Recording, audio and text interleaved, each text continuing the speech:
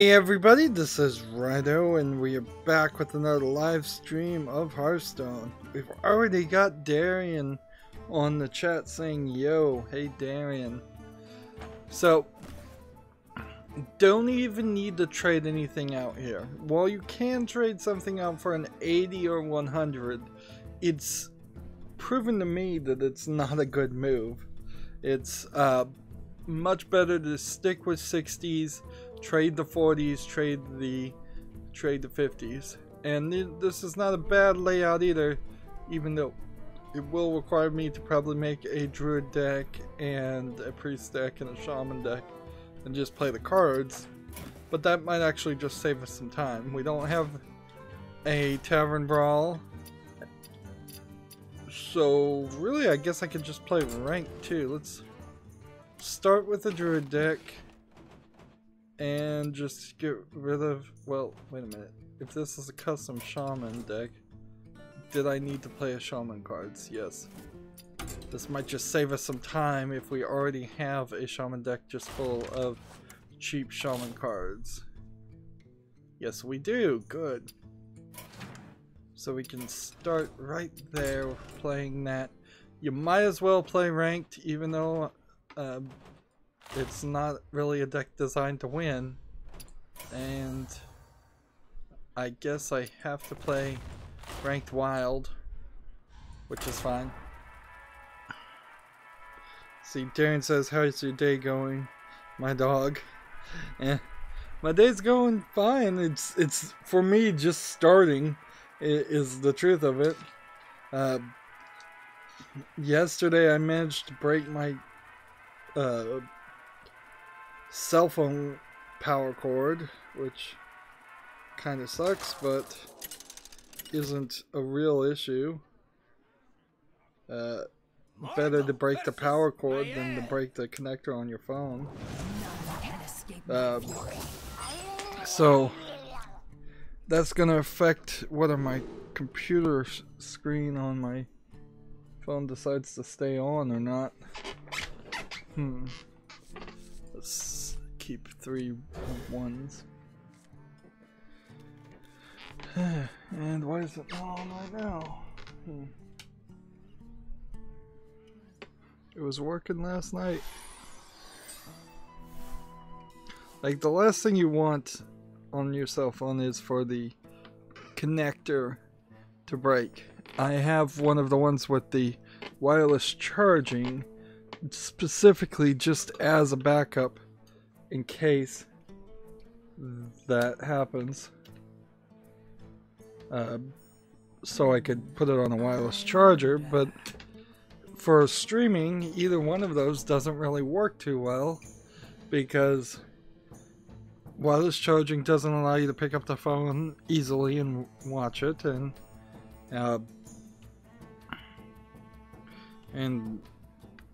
it needs power to stay awake. And see, this cord that I used last night is now not working, which doesn't make too much sense. That it would work one time and that was it. So I guess I need to order a new cord. I'm gonna have to order a nice long one. That's my biggest problem right now, is that I spent the weekend playing Enslaved Odyssey to the West, which is a kind of forgotten gem of a sort of AAA game made by Team Ninja. It was made in between what was it? The DMC Devil May Cry reboot and Heavenly Sword, and it's based on the great Chinese novel Journey to the West, but set in the future. And really, it seems like it was just set, that was just the story that they were going to rip off, because the story is pretty weak for the first 2/3 of the game, and it's pretty obvious how it's going to end almost instantly at the game. And it has a horrible title. There's something There's even an anime that is out right now where a girl sells herself into slavery, and it's very romanticized, and it's almost like I'm a slave to love for you. And Team Ninja, I'm pretty sure it's a Japanese company, and Japanese people in general just don't understand the negative connotation that people in the United States particularly have with the word slave. So nobody's going to go to the store and buy a game called Enslaved, particularly when the game is sort of about a guy being enslaved, or at least used for the benefit of this other character that is your companion character. Like, theoretically, the main character you're playing as, who's called Monkey, is enslaved to this female character called Trip, and yet throughout the whole game, Monkey is telling her what to do and protecting her more like a father-daughter relationship than anything else. But for a 7-year-old game, it's actually very good. It looks pretty good. It has a slight bug with the shadows, I think, now. It's a real shame that in that whole spree of definitive editions and updated patches, we didn't get an updated patch for Enslaved, because Team Ninja recently released that game, Hellblade's Susuna's Sacrifice, and you could have, you know, either bought yourself some time by doing an upgraded version of Enslaved, or you could have bought yourself some more attention because of that. But I guess they had so much attention because Hellblade looks so good, but even all their games look good. All of their games also seem to have a very similar female model that reappears. Trip from Enslaved looks very similar to the red-headed lady in Heavenly Sword. The only difference is in Trip pretends like she's actually capable of doing things when she really isn't, and I forget her name in Heavenly Sword. She's actually a capable person that can fight with a sword and actually kill people.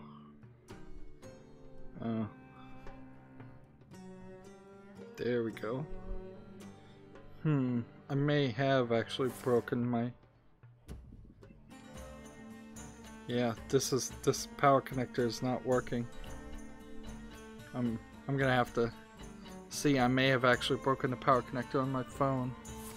That's a shame, because I don't think I'm ready to upgrade to the newest phone either.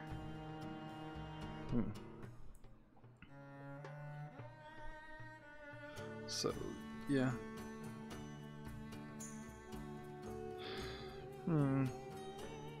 Maybe, maybe not, because the cord I'm using right now was one of the ones that I had already taken out of use for other reasons.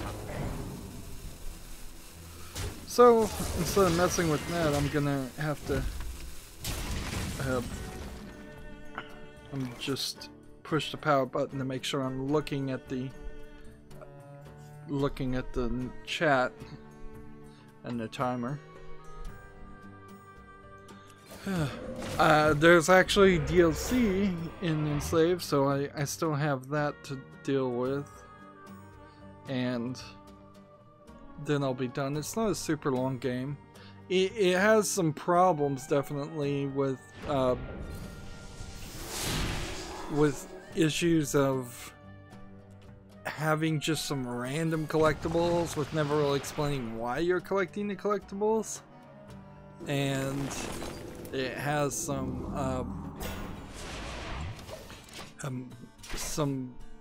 out of place levels where you cycle through about 4 or 5 different types of gameplay. Most of the game centers around climbing and platforming on an early Unreal Engine style game. It uses Bing Video, which is very old, but it actually looks pretty good in this case. But yeah, there's climbing and platforming, there's some on-rail shooting sections, there's some chase sections, there's some boss fight sections, and what they often do is they'll put like some of the on-rail shooting sections were back to back when they could have put some climbing in the middle, and like 3 of the levels were just climbing and platforming and like a little puzzling to change where you could climb. And if they had just moved things around and kept it fresh, it would have worked a little bit better. And then of course, like I said, the writing is terrible, and they didn't seem like they cared one bit about the writing. It feels very much like a Dragon Ball, not even Dragon Ball Z. It feels very much like a Dragon Ball ripoff, which is a ripoff of Journey to the West, but I think that they probably came from that. It also oddly looks and feels quite like Beyond Good and Evil 2. So if you ever have an itch to play Beyond Good and Evil 2, you could probably play Enslaved and pretend like that's it. It's nearly the exact same characters. It's sort of the exact same game. It feels very much like Team Ninja at some point was hired to work on Beyond Good and Evil 2, and then they got cancelled.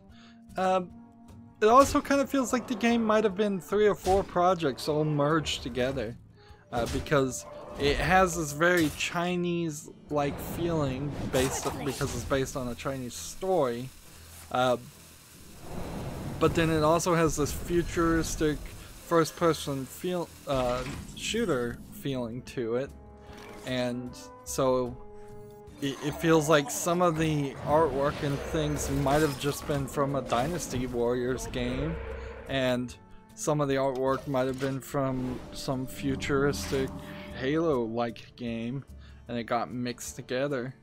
It's also very weird that you're playing a game based on a Chinese character. The girl Trip has Chinese characters on the back of her shirt, but all the story takes place in the United States. It goes from Manhattan all the way to Las Vegas, and actually Journey's west from Manhattan to Las Vegas, and it's just every character is a white guy or white girl,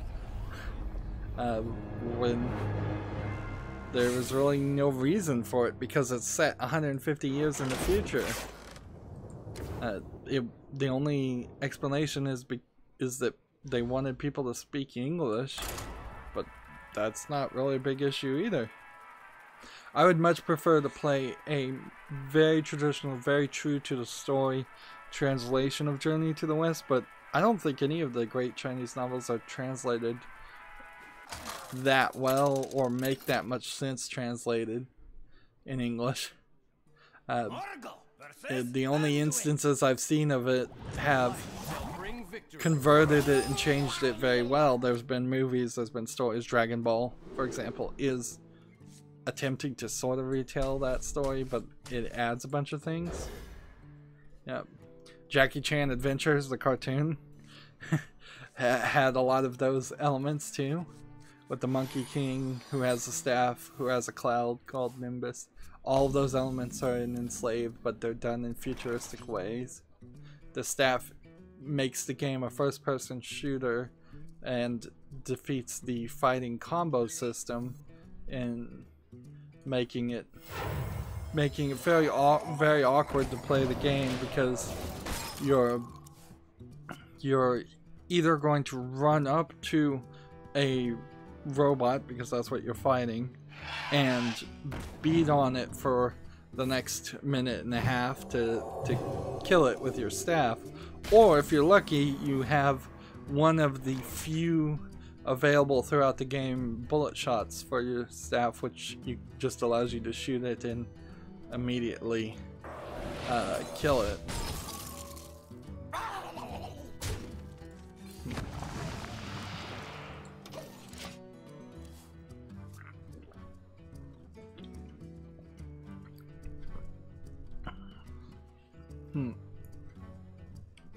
And then I think after I finish playing the DLC for Enslaved, which terrible name again, they should have just called it Journey to the West, or any name whatsoever.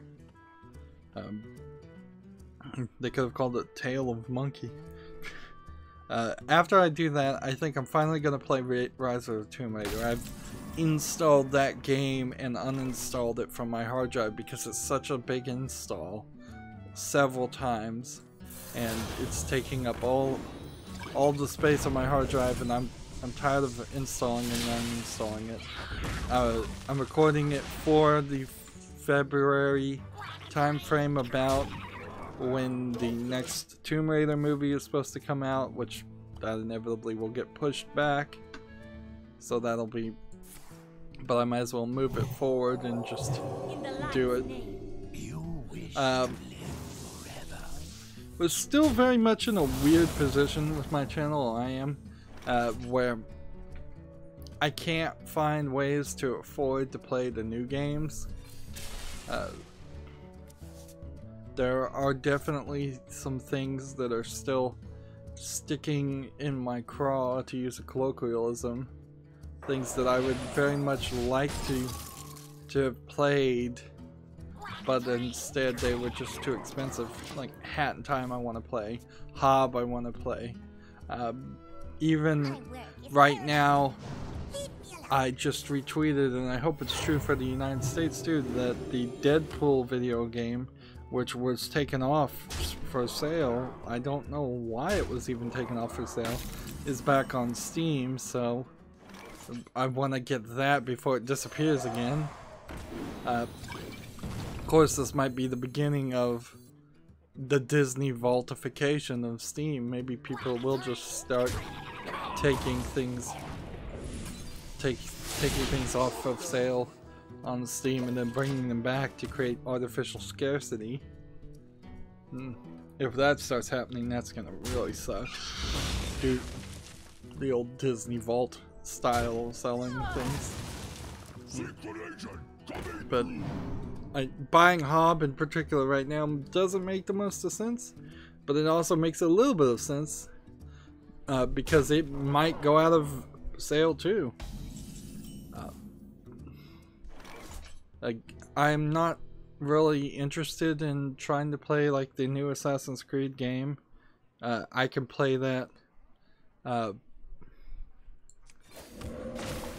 can play that when it's cheaper, and I still have got a bunch of the old Assassin's Creed games that I'm trying to work up to.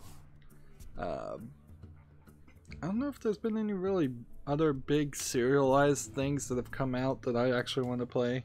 There's a lot of news stories when I get into the news that other people don't want to play, like Battlefield 2.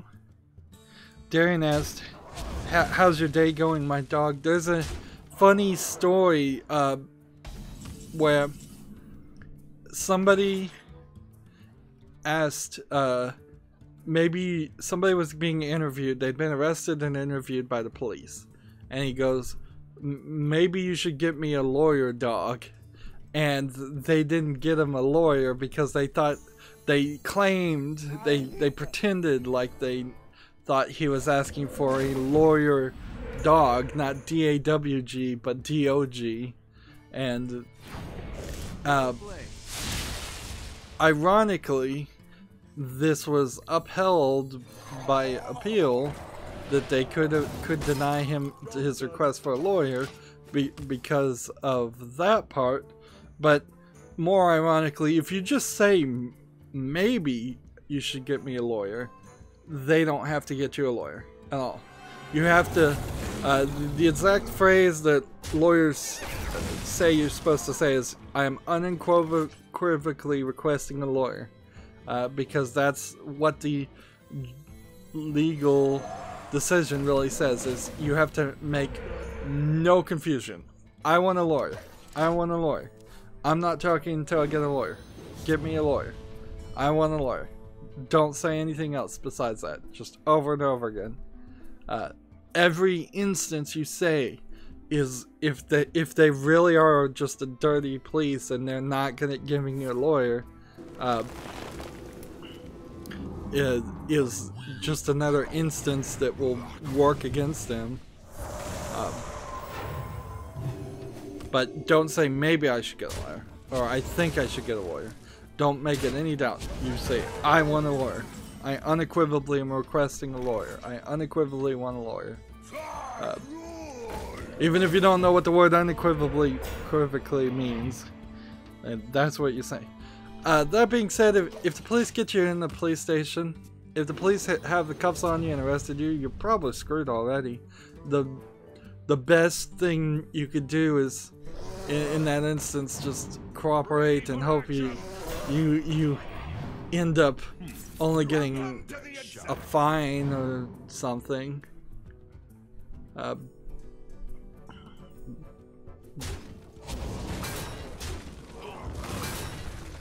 It's already too late. That's why there's so much. There's so many people that run from the police in the first place in the United States, is because once you're in the system, your life is ruined forever. Even being arrested, even having a police record, makes it all incredibly difficult to get a job or function in society. So yeah. Rec Room Reapers is on the chat. He says, "Hey Rydo, hey." Let's start with the video game news. I don't have a ton of video game news, but there's some, and it's kind of mixed around. Noctis from Final Fantasy 15 is coming to Tekken 7. The thing I don't like about this idea is I would prefer all of the characters to go to one fighting game, something akin to a more legal version of like Mugen.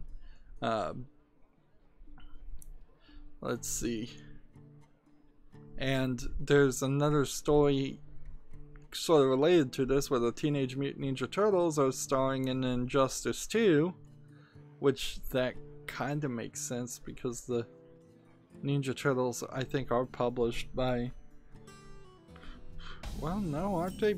Ninja Turtles were making fun of Daredevil. Daredevil is Marvel, so why is it showing up in a DC series? That's weird.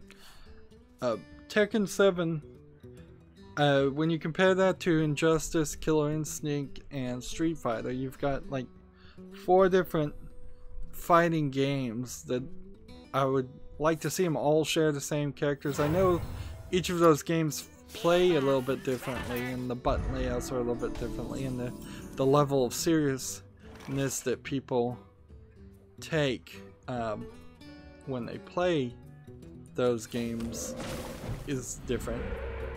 But I'd like them to share the character models or something.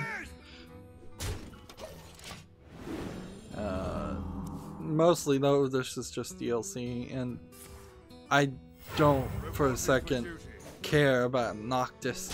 I don't even think if I had played Final Fantasy 15 and I was big into Final Fantasy 15, I don't think I would care about Noctis enough to want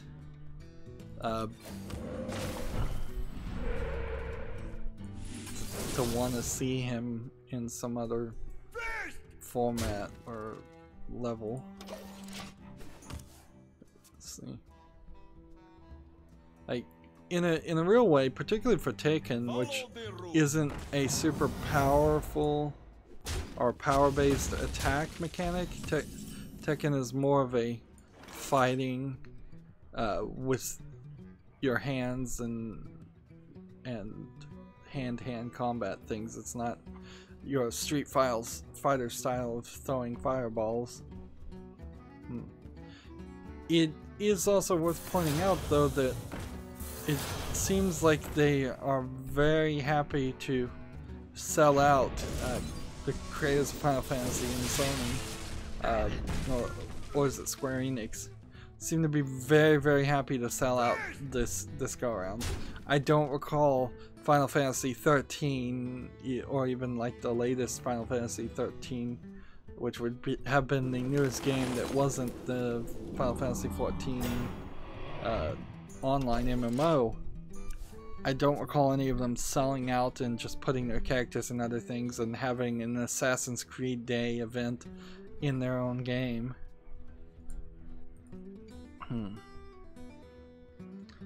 So it came out that, let's see, we'll probably cover the story several different times because there's several different postings on this. It came out that Star Wars Battlefront 2 takes about 40 hours to unlock the ability to level up and grind to unlock the ability to play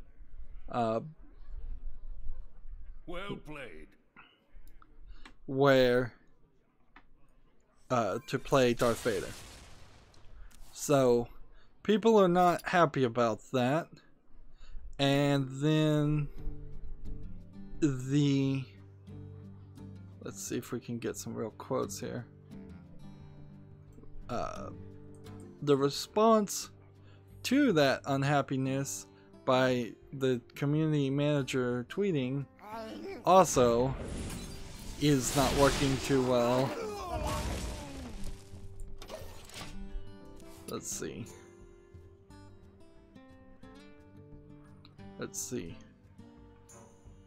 There's a thread on Reddit that says, seriously, I paid $80 to have Vader locked.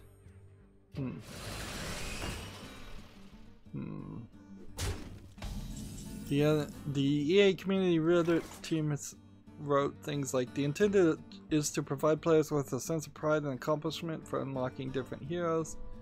As for the cost, we selected the initial value based on the data from the open beta and other adjustments. That's some BS because they always make things free or cheaper in the betas than what it is when they release it. So never has there been an open beta where things weren't free or cheaper as far as the cost. And other adjustments made to milestone rewards before the launch. Among other things, we're looking at average per player credit earn rates on a daily basis, and we'll make constant adjustments to ensure the players have challenges that are compelling, rewarding, and of course attainable. So there's gonna have daily quests, like so many other games, so many other greedy games, Hearthstone included. Let's just play this card to make sure we play it. And then another quote is, we appreciate the candid feedback and the passion of the community has put forth around the current topic here on Reddit, our forums, and across the numerous social media. It is worth mentioning that the first response is like one of the 5th most downvoted comments ever. But this is EA, and like everybody hates EA. Everybody's always hated EA. EA doesn't care. Our team will continue to make changes and monitor the community feedback and update everyone as soon as and as often as we can. But the most of the response that got people upset was Matt Everett's Twitter tweet. So the thing that started this was him tweeting on his personal account, the armchair developers on the internet, and let's see if we can see the exact archive. Like, that was the only thing they even said, was the armchair developers on the internet, and then he deleted that tweet. So I think he fails particularly for not even using any context or using the ability now to use 240 characters in your tweet. Like, if you're just gonna put something like that, you're gonna be able to inspire a lot of conflict.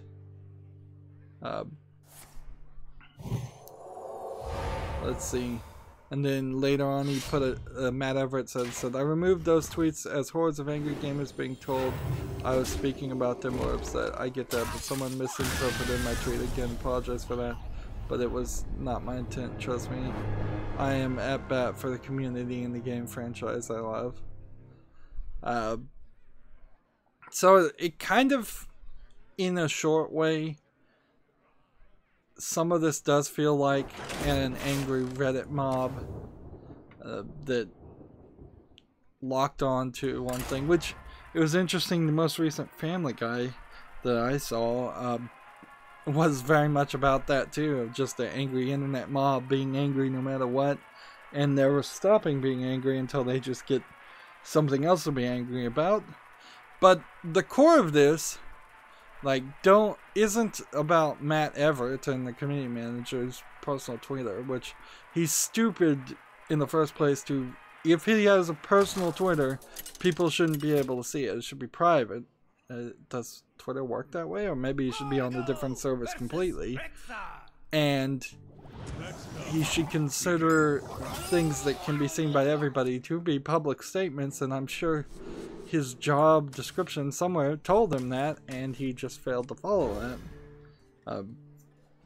Like, every single thing, anybody who can say anything that might be construed to represent the company should be super polished and well thought out, and it should be good marketing and good publishing, because that's literally what his job is, and he's not doing his job well in that tweet, regardless of how he intended it, because he's not being clear about what he's talking about before anything else. But the bigger story here, of course, is Battlefield 2 stores. Battlefront 2 sucks. Battlefield 2 also sucks, but for loot boxes, from what I hear, I wasn't going to play Battlefield anyways.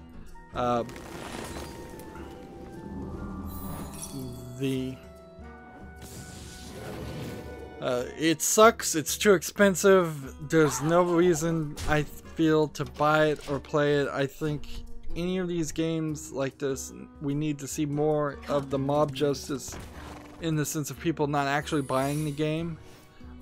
There was another post on Reddit talking about how even if everybody who wasn't planning on buying microtransactions anyways buys the game and just boycotts the microtransactions will still be guided by the whales, the people that were going to spend a lot of money in it, no matter what.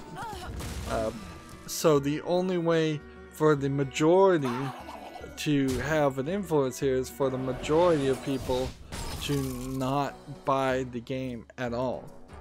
And so it really requires that people do the hard thing and say, oh, I really did want to play Battlefront 2 or Battlefield 2, but it has loot boxes in it, and I'm going to take a hard stance and I'm not going to buy any game with loot boxes. That's the only way you can even begin to affect their bottom line, is to show them that their sales of the unit of the game from the beginning are lower.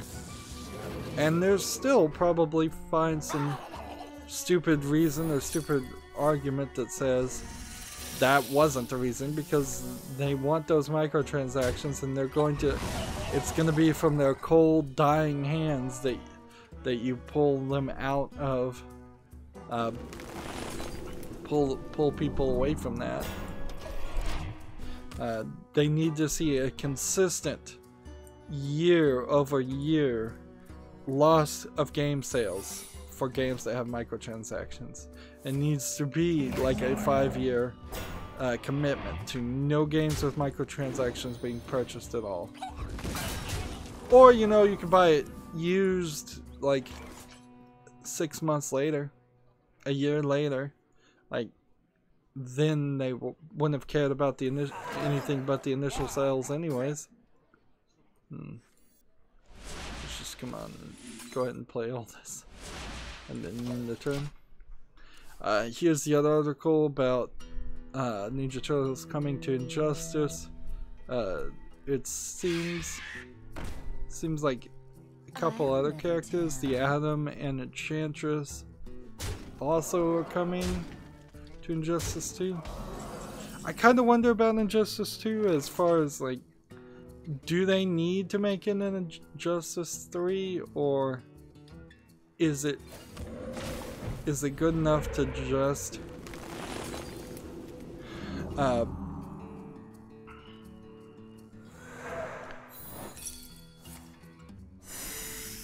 is it good enough to just continuously add more? Sorry, I had a brain freeze there.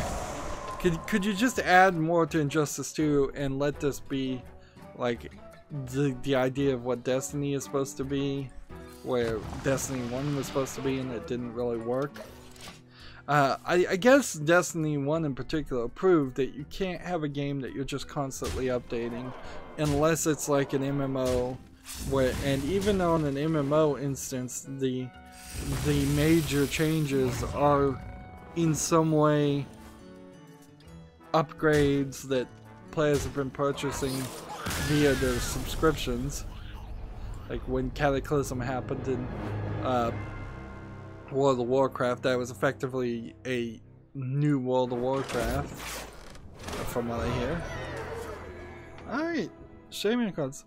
This is taking a little bit long to do all of these, and I only really need to do 2. So I guess we'll just make some priest cards. Like, there actually is no reason to do all 3. In fact, it makes the game a little worse for me if I do all 3, because I'm gonna see if I can make a priest deck that's standard.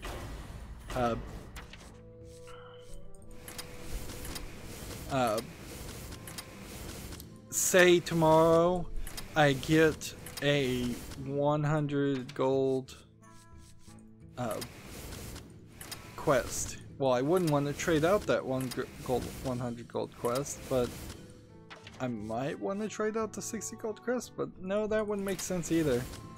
But let's say tomorrow I get a 40 gold quest, and I trade it out, and I get another 40 gold quest. Then I would have another day to trade out that other 40 gold quest. I guess that kind of makes sense. So, Sledgehammer has outlined the plans to combat the Call of Duty World War II's worrying issues, which apparently Call of Duty World War II has some multiplayer issues. Since it's a game I don't really care about, and since this really is just a promise by the developer to fix problems that shouldn't be there, I'm okay with just reading the title there and moving on. Like, that is such an uninteresting bit of information. There's some greetings articles here that I don't think have anything to do with it. There's a Eurogamer article that I think is just talking about how the player can see real buildings in Renaissance Italy in one of the games. Not Origins, of course, though. It'd have to be like Assassin's Creed 2 or 3. No, not even 3, I don't think. Whenever a minion is healed, summon a 2/2 crystal. And draw a card. Job's done. Yeah, that's just a Eurogamer, like, editorialized puff piece, though. There's a inaugural ADL Being an Ally game jam that saw 20 anti-bias games.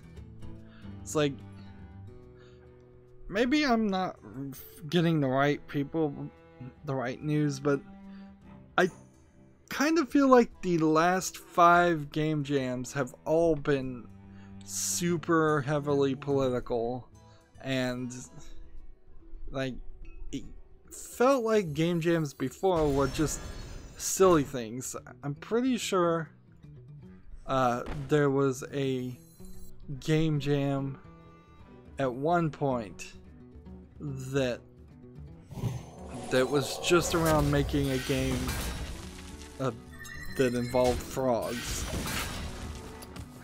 and there probably was some at some point like a Mario jam.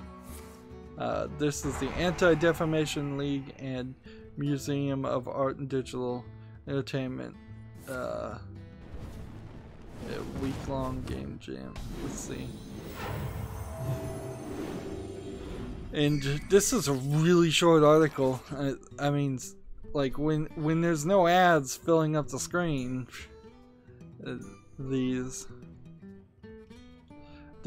according to Polygon, participants received a bout of anti-bias training by the head of the competition. So somebody showed up to be basically preached to.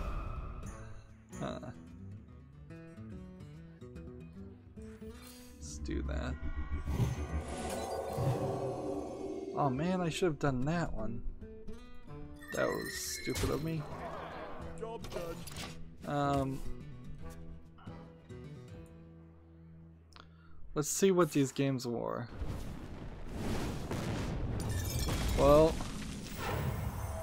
okay, there was 5 entries, so it barely even feels like this is worth talking about. There's one called Alley Tale, A Day to Remember, Cyber Protection Squad, Mean Bullies, Bean Bullies, and Wolf. And who was the winner? Alley Tale. Yeah, that makes a lot of sense since that's the only game that even looks decent in this whole setup. There's a summary of the activity game entry. Apparently this was like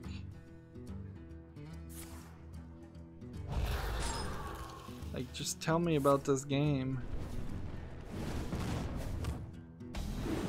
The game attempts to combine 2 great forms of video game, bringing informative power to a visual novel game. It's a visual novel, and flexibility with an open world RPG.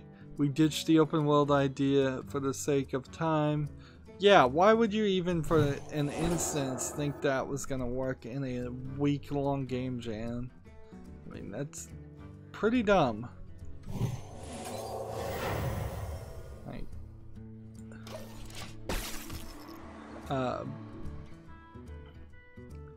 but the idea was that you would be able to talk to anybody at any time in 3D world and explore whichever dialogue character arc do you want to choose. We hinted at this a little with the 3D scenes between dialogues. Let's see. So yeah, some of the times these game jam people seem like I wanna in my mind think that they are industry video game developers doing something just for fun, but they instead probably are like kids just out of college or still in college. They want to make video games because, I mean, that's a really dumb idea, and all of these game jam creations look awful. And not just in the art appearance, which will inevitably look awful with just a week's worth of work in it, but the concepts are not interesting. If I was a video game programmer and I was going to do one of these jams, I would have an idea in my head that I've had for years, because professional video game people are always thinking up new ideas and they just never get them approved. So a game jam would be the perfect instance in which you could pitch a game that you know has been ignored from a long time. Like, there's nothing even here. Like, there's literally nothing even here telling me what this game is about. And that rather sucks.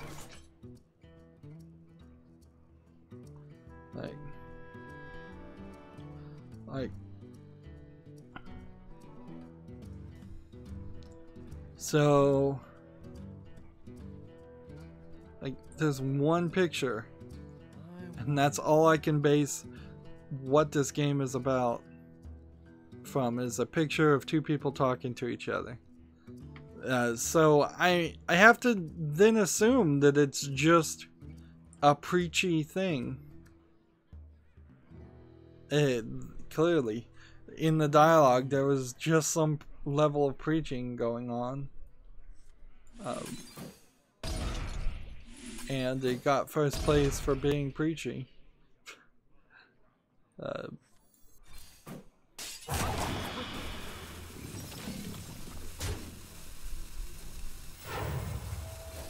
guess I could have attacked there.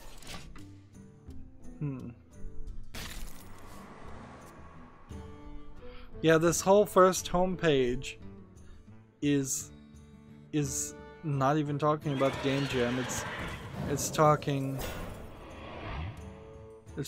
about being an ally to everybody. You know, and you can't be an ally to everybody. You're gonna make enemies eventually, and there are gonna just be people out there that you don't want to support, individual people that you don't want to support. And entire groups that you don't want to support. There's a thought of being an individual too, and not just falling into groupthink. Let's see. Moving on, since that was a bust of a article. Oh, here's that kind of weird indie game that has no reason to be talked about at all. I will see if that's on Steam. I don't even think it is. Like, I'm calling it the weird indie game. There's a game, it's called Cibele. I don't even know how you'd spell it. Coming to Steam and PC November 2nd, 2005. So it is out there. And it was like this weird indie game. I think it too started as a game jam thought. And if I'm reading this right, it's about a girl who plays MMOs and her emotions while playing through that MMO and how she's treated. It's played by the developers, got brightly colored pink hair, and yeah, there's really no reason to even talk about this game though. Moving on. Here's another article. Gamma Sutra is doing a weird thing right now, where they're doing a lot of articles that don't seem like they have anything to do with anything that's happening at the current time. They're getting a lot of people to write articles. Maybe this is the beginning of the end of the year wrap up, is that they requested articles by other people to publish.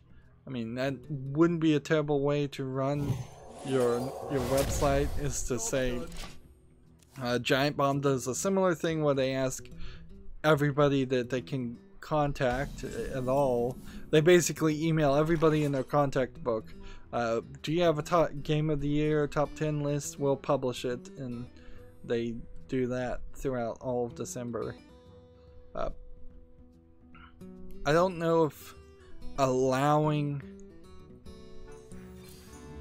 video game creators to have a voice on your website is a smart move. It feels a little too chummy, and it feels a little too much like advertising. Like, if I think about it, I don't have a website, I have a YouTube channel, but if I was to say have Gabe Newell come on my channel and talk about Valve games, it would feel very much like an advertisement. Or if I had Randy Pitchford come on my channel and talk about Gearbox games, that would almost guaranteed be just like a sponsored.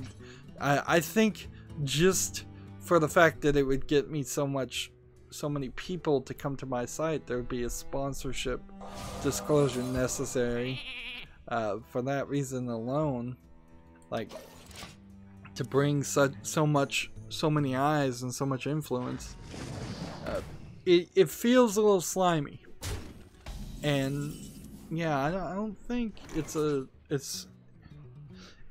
part of that thing about how the video game industry is really too cozy with the video game developers out there.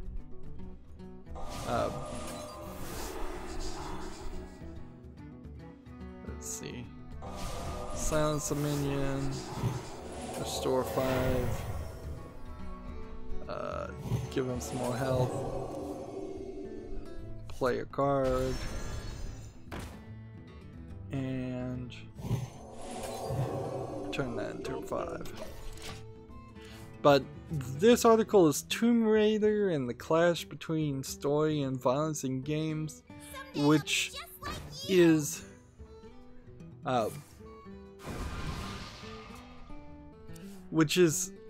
an odd and stupid thing to put in video games.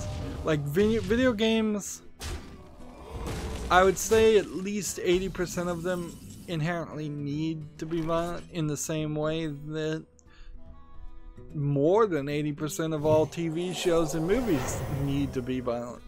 Like, the truth is, that's what people want, and that's what people have demanded over and over again. We do get to comedies, like Friends, still one of the biggest popular things. Seinfeld, still one of the biggest popular things. But for every Friends and Seinfeld out there, there is an NCIS, there is a Law and Order, there is some police show, there is Cops.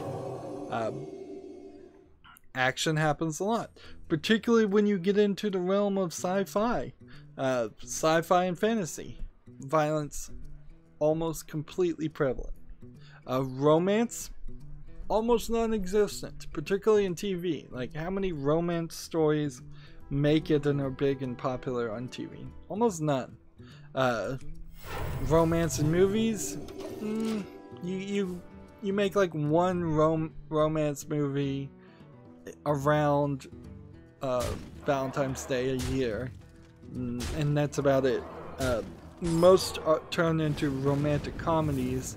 That way they can give the romance to the females and then the comedies to the males, or at least that's how the Hollywood directors and developers think about it.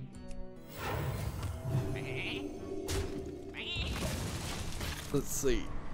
Mysteries. Well, there was the Murder on the Orient Express mystery, which anybody who'd read the book already knew how it was going to end, but most people don't like that movie, from what I hear. Probably because it was just written too slowly, and maybe inherently that's the problem with all mysteries. But even the Sherlock Holmes movies that are the most recent ones turn Sherlock Holmes from being a mystery into an action thing. But to get back to video games, even violence has to be there because there has to be some kind of grinding element. There's one game in my Steam library I want to play eventually that they say is a flower picking simulator, where you do just pick flowers in the game. But that's kind of the only game I can even think of.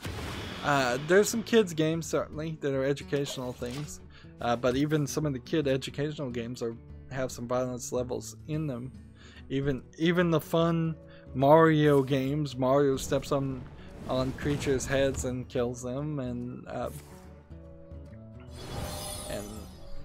similar.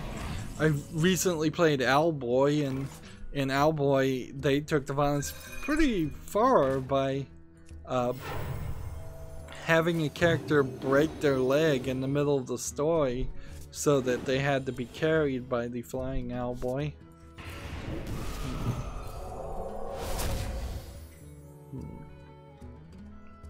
Which was pretty gruesome. Particularly since the game kind of felt like it was for kids, but then it played way too difficult to be for kids. But clearly, whoever's writing this article is working on Tomb Raider, and they don't want violence in it, and that's not gonna work. Like, honestly, having played the Tomb Raider reboot and thinking and having seen the old Tomb Raider games, the gunplay, the first-person shooter element helped. It helped a lot to give you something to do besides just climbing and platforming, which isn't, like, just isn't interesting enough. Let's see. Can I gain control of anything? Let's draw some more cards. Like, that being said, it is fair to say that the original Tomb Raider game also seemed to more than average enjoy hurting the main character in gruesome, brutal detail. Like there were some ridiculously extreme death sequences in the Tomb Raider reboot of Lara Croft. It seemed that they 100% just traded any of the slight sensualization and sexualization of Lara Croft for a fetish of killing her brutally for no reason. Like, they wasted production time and production value animating death scenes when they could have just had a scream and the screen fade to black and said, "You died."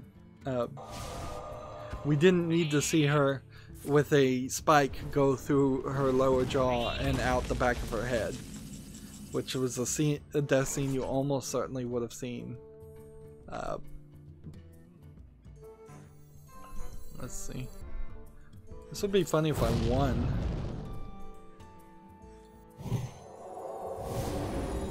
Almost out of cards. I'm out of cards. Oh. I'm about to die.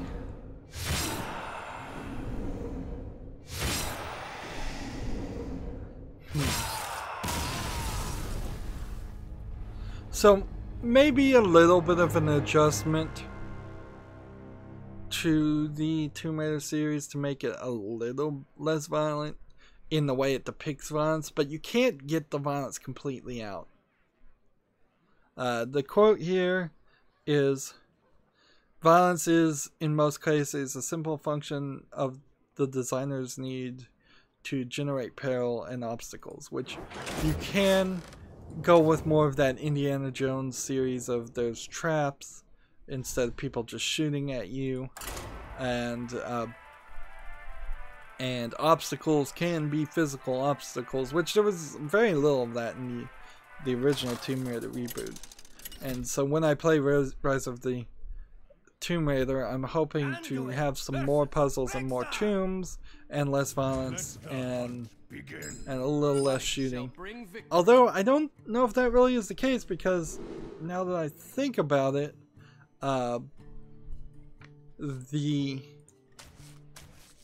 truth of it is that I think the Rise of the Tomb Raider did have an unnecessary multiplayer and an unnecessary kind of loot box DLC system of some sort, and it may have gone even more heavily into the shooting. The person that wrote this article is named Simon Parkin is a regular contributor to The New Yorker, The Guardian, and many others. His latest book, Death by Video Games, Tales of Obsession from the Virtual Front Lines, is out now. This is kind of an odd problem that we have just in the world in general, is that you can get people who will write about and talk about anything and say anything just to, and often they will say and do anything just to stir controversy, to get their name out there, to sell their book. Far too many people write books and far too few people actually read books, because most books suck, if I can editorialize there. And like, you know, writing a book might be the easiest way to give people a subsidized living. Just have people write books. The books go into the Library of Congress. No prints get printed out. It's free to download via the Library of Congress. And because they wrote that book, they get, like, honestly, if the government just as a way of doing something like Social Security and gave every book writer $1,000 for writing a book, then most writers would make more money doing that than they would trying to publish it, getting screwed over by the publishing companies that are gonna make you buy the books and or hold all the profit forever. Books in general are just ideas, and we should all move away from them, and most people have moved away from them into more of shorter tweets and post on medium.com, post on Facebook, post on Twitter. The reading genre is just not super appealing to many people. Everybody's too busy. A follow-up to the Star Wars Battlefront thing, the Star Wars Battlefront 2 hero costs reduced by 75% after widespread complaints. So now, let's see, the EA reply to comments earned 450,000 downvotes in just one day. So the top heroes will be reduced by 75%, which, let's see, if it's 40 hours, here, I'll bring out a calculator on my phone, and we'll just do the number. 40 times 0.75 equals 30, so it still then will be 10 hours before you unlock Darth Vader. 10 hours of grinding, which is still pretty high. Like, that is beyond what I would prefer the number to be. But I suppose that's as far as they're willing to meet you in the middle, and they're really just trying to do whatever they can do to get rid of the stigma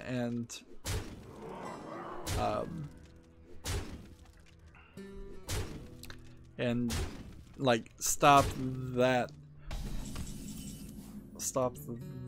the drama happening. Let's see. Let's do this, and can't play anything more.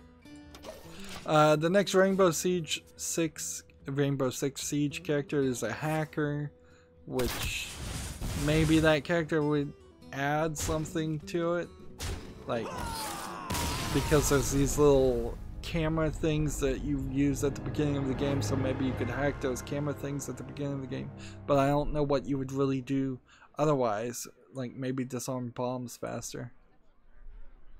Like, well, today's not gonna be a long stream at this rate. We've gone a little over 45 minutes. Stop talking about loot. As Jim Sterling on yet another video about loot boxes. And so we don't need to do this one, so it's time to just move over to the European server and then try to do the Asian server after that. And we're burning through the news pretty quickly here. Everybody came on and said hi, and then that was kind of it. It's like there's definitely some awkwardness there that I don't know how to correct, because people get on, they say hi, they ask me how my day was going, and then I usually ask me how my day was going doesn't mean anything, because I either just woke up or nothing happens. Like, nothing ever happens in my life. I play video games all day. Yeah, the worst thing that will happen is something awful, like I'll be sick, or I don't know, my house will burn down or something. Like, not that that has happened yet, but it would have to be something pretty random like that for there anything to happen. Otherwise, I play video games and review them. My day is mostly affected by the news from outside, whether it's video game news or the outside news, the just regular world news, and I try real hard not to let the regular world news affect me. So yeah, people get in the chat, they say hi, and I like that, I want that, but here's Sismo and Fleska saying hey, but it doesn't really spin to any other lines of conversation. Well, that's going to be it for this recording. Stay tuned if you're watching live. As always, I ask you to like, share, subscribe, comment, and watch every second of my videos. If you want a friend or follow me on basically any social media sites, there's a whole bunch of links down below. Thank you for watching. Have a good evening.